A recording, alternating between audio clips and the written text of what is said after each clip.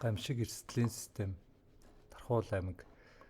За хэлвцэг, даацэг, говцэг эмэн гээд дэмээгээр хандаад оронгууд за иргэн зориулсан цахим утас гарч ирнэ. За иргэн цахим утаснаас юу хийх боломжтой вэ гэхээр нэрвцлийн хооронд байгаа иргэдээс за өөрийнхөө хайж байгаа хүнийг байгаа үгүйг нь шалгаж үзэж болно. За одоо жишээ нь хэрвээ нэрвцлийн хооронд бүртгүүлгүй байх юм бол бүртгүүлгүй байна гэж харагдана. Бүртгүүлтэй байх юм бол бүртгүүлтэй байна гэж харагдана. За аюулгүй байршлуудыг эндээс харах боломжтой байна. За мөн иргэдээс хандив тусламжийг өгөх боломжтой байна. За энэ маань болохоор Купэйтэй холбоотой шууд Купэйэр төлбөрөө төлөх боломжтой байна гэсэн үг. За гамшиг эрсдлийн систем маань өөрөө үндсэн 5 хэлний сонголттой байж байгаа. За тэгээд олон хэлний сонголт оруулж гисэн гадаадын иргэн магадгүй гамшигт өртөх юм бол за өөрөө бүртгүүлэх боломжтой байна гэсэн үг. За одоогийн байдлаар англи, орос, солонгос, хятад. За тэгээд солонгос гэсэн хэлнүүдээр цахим утас маань хийгдсэн байж байгаа. За энэ бол хэрэглэгчийн үндсэн хэсэг байж байгаа. За одоо арт талд нь админы хэсэг. За админы хэсэгтэр болохоор за нэвтрээд оронгууд за дашборд, үндсэн дашборд харагдаж байгаа. За үндсэн дашбордон дээр юу харагдах вэ гэхээр энэ болохоор удирдах одоо гишүүдийг мэдээлэлээр хангах одоо зорилттой гэсэн үг. За нэрвцтэй хооронд нийт 100 иргэн бүртгэлтэй байна. За тэндээс 53 эрэгтэй, 47 нэмэгтэй. Энэ бол жишээ тоо гэсэн үг. За тэгээд энэ чинь насны ангиллаар харуулсан байна. За нэрвцтэй хооронд эмнэлгийн байгууллагын эрүүл мэндийн үзлэг явуулсан бол за үзлэгийн мэдээллүүдийг real time байдлаар харах боломжтой байна. За мөн гэмт хэрэг зөрчлийн мэдээллүүдийг real time байдлаар харах боломжтой байна. За одоогийн байдлаар бол за энд эрүүл мэндийн нэг үзлэг хийсэн. За тэр хүмүүс маань эрүүл байсан байна. За гэмт хэргийн нэг дудлага орж ирсэн маань хулгайн гэмт хэрэг байсан байна гэж харж болохоор байна. За дараагийнх нь болохоор нөөцийн үлдэгдэл. За энэ нь болохоор манай аймгийн одоо нөөцийн үлдэгдэл харагдаж байгаа гэсэн. Энэ мөн real time байдлаар харагдаж байгаа. За тэгээд одоо эндээс одоо хангамжийн баг нөөцийн төлөвлөлтийн баг гэх мэтчлэн ингээ багууд зарлага өсөлт явуулаад за тэгээд зарлага өсөлт амжилттай батлагдсан тохиолдолд энэ тооноо тасагтаад явж байгаа. За энэ маань мөн адил real time байдлаар орж байгаа. За нөхцөл байдлын үнэлгээ. За энэ маань гамшиг осол болонгууд за тэмдэглэгээнүүдийг хийгээ явж байгаа. За газар хөдлөлт юм уу, үер юм уу, галт төмөр юм уу гэдэг. За энийг онцгой байдлын газар нөхцөл байдлын дүгнэлтийг хийхээр автоматар ишээ орж ирж байгаа. За эндээс тэгэхээр удирдлагууд маань за хаана яг ямар нөхцөл байдалтай байгаа вэ? Хаана газар хөдлсөн, хаана одоо галт төмөр гарсныг мэдэх боломжтой байж байгаа. За энэ бол удирдлагын ажилтнуудыг мэдээлэлээр хангах за үндсэн дашборд хэсэг байж байгаа. За хоёр дахь нь алтан бичиг.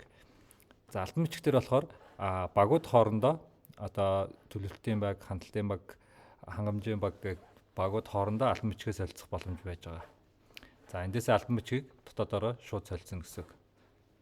За алтан бичгээ дэлгэрэнгүй орууллаа, файлаар нь орууллаа.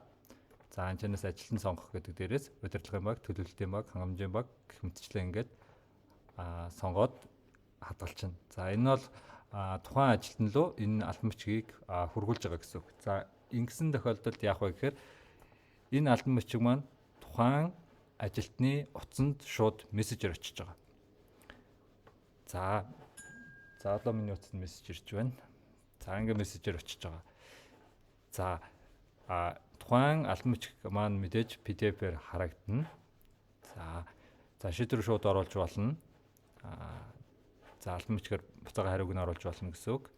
За энд үүрэг даалгавар байж байгаа. Үүрэг даалгаврын хэсэг нь болохоор удирдлагаас за багууд руу үүрэг даалгаврыг үүсгээд оруулж болно.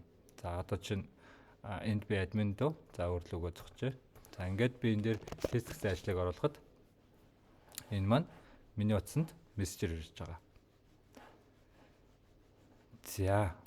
За дахиад мессеж ирсэн. За иргэний бүртгэл. За энэ маань болохоор нэрвцтэй хооронд ирсэн иргэдийг бүртгэх хэсэг байж байгаа. За эндээс овг нэр за регистрийн дугаарыг оруулахад автоматар нас болон хүйс автоматар бөглөгдөж байгаа. За харьяалал зураг ойл зургийг оруулж байгаа. За ийм байдлаар иргэнийг бүртгэж оруулж ирж байгаа. Энэ маань болохоор нэрвсдийн хооронд ирсэн иргэнийг бүртгэх хэсэг гэсэн үг. За нөөцийн бүртгэлийг болохоор хангамжийн ажилтан манай аймагт байгаа нөөцүүдээ ингээ бүртгэж өгнө. За одоогийн байгаа нөөцүүдээ бүртгэж өгнө. Хандив тусламжаар орчих юм бол бас нэмээд бүртгэж өгнө гэсэн үг.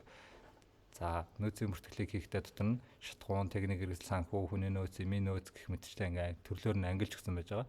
Хүнсийн нөөц рүү ороход жишээ нь гурилан бүтээгдэхүүн, төмөс гэдэг ингээд дэд төрлүүдийг сонгоод иршлийг оруулаад за хэдэн литр юм уу, ширхэг юм уу, килограмм юм уу гэдэг хэмжих нэгжээр нь сонгож өгөөд хэмжээг нь оруулаад хадгалж өгснөөр за нөөцийг бүртгэж байгаа. За дараа нь зардлага өсөлт. За нөөцөд бүртгэгдсэн байгаа хүнсийн нөөцөөс одоо зарлага гаргахдаа за одоо жишээ нь хүнсийн нөөцийг сонгоод за малын мах одоо энэ үлдэгдэл нь харагдаж байгаа. 1660 кг мах одоогийн байдлаар манай нөөцөд аймгийн нөөцөд бүртгэлтэй байна. За зарцуулах зорилт. За эндээс би хэдэн килограмм махыг за юунд зарцуулах гэж байгаа юм чи хэмжээгээ тавиад за өсөж байгаа килограммаа одоо би 5 кг мах өсөж байна гэх юм бол за юунд зориулах гэж байгаагаа бичээд за хадгалах юм бол энэ хүсэлт нь илгээгдэж байгаа гэсэн үг. За зарлага өсөлт амжилттай батлагдсан тохиолдолд нөөцийн бүртгэл дээр байгаа мэдээлэлээс хасагдж байгаа. За мөн дашбортон дээр байгаа мэдээллээс тухайн нөөцийн үлдэгдэл хасагдана гэсэн үг. За нөхцөл байдлын дүгнэлт нь болохоор онцгой байдлын ажилтан газар дээр нь очиод гамшигын төрлийг сонгоно. За галт өмөр юм уу, газар хөдлөлт юм уу гэдэг. За тэгээд тухайн аль байршилд одоо чинь тухайн газар хөдлөлт болсон юм бэ гэдгийг сонгож өгнө. За нурсан байшингийн тоо, за мал ургацын хохирлын хэмжээ, за тэгээд тусламжийн хэрэгцээ, хүн хүч хэрэгтэй байгаа юу, санхүү хэрэгтэй байгаа юу, материал хэрэгтэй байгаа юу, за хүндрлийн түвшинг бас сонгож өгөх боломжтой байгаа. За хавсралт тайлбарыг бичиж болж байгаа. Хавсралт зургуудыг мөн хавсаргаж оруулж өгч байгаа. За энэ болохоор нөхцөл байдлын дүгнэлтийг онцгой байдлын ажилтнаас хийж байгаа. За гэмтэргийн дуудлагыг болохоор за энэ болохоор зөвхөн нэрвсдийн хооронд гэмт хэргийн ямар нэгэн тохиолдол гарах юм бол гэмтэргийн бүртгэлийг хийж өгж байгаа.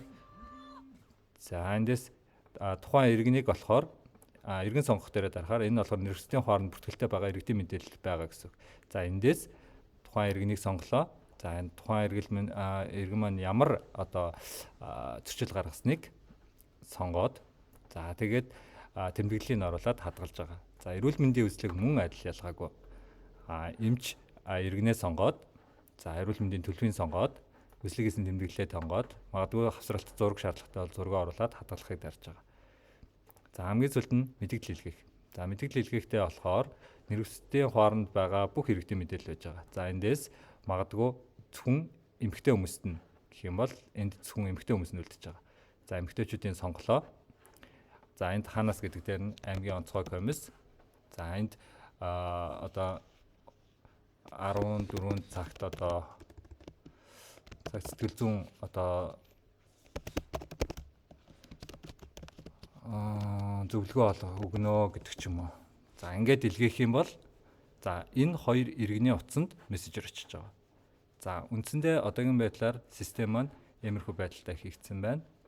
За тэгээ илүү сайжруулах зүйл байвал холбогдоод мэдээж нэмэлтээр хөгжүүлэлт хийх боломжтой байж байгаа. За анхаарал тавьсанд баярлалаа.